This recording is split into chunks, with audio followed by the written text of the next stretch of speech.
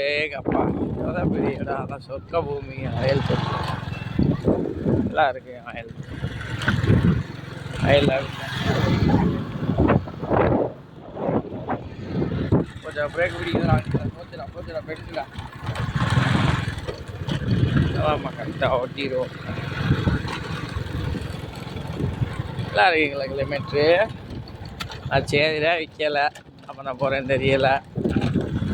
பார்ப்போம். நீங்கள் அம்மா விற்றுடலாம். யார் வேற முடியாது.